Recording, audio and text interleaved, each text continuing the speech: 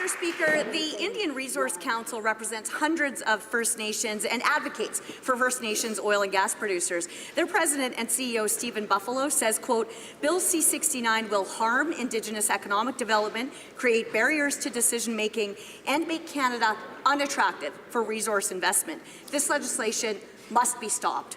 Premiers, economists, and the private sector all say the same.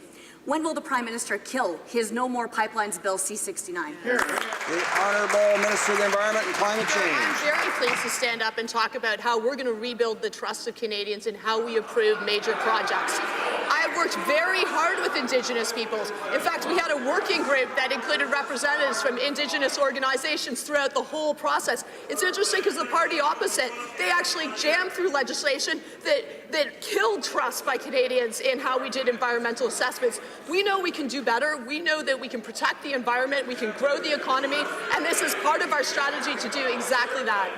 The Honourable Member for Lakeland. Well, the minister should actually listen to what First Nations are saying instead of countering with the exact opposite. And the majority of First Nations do support responsible resource development for the benefit of all Canadians, and it's key to poverty reduction and to Canada's high standard of living. The reality is investment, though, is fleeing Canada under these Liberals. And here's what Stephen Buffalo also says, quote, Indigenous communities are on the verge of a major economic breakthrough, one that finally allows Indigenous people to share in Canada's economic prosperity.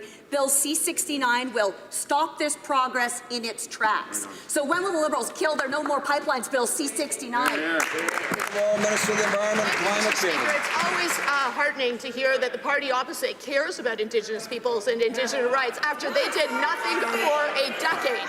We are pleased that we have been working with Indigenous peoples. Let me explain to the party opposite how we're working with Indigenous peoples. There will be early engagement with Indigenous peoples, that we will actually be sitting down with Indigenous peoples, not dumping big documents about projects on their desks. We're going to have a consultation plan so that we can listen to them and we can figure out how we move forward together. I agree, there are huge economic opportunities for Indigenous peoples. We need to make sure they benefit. They didn't under the previous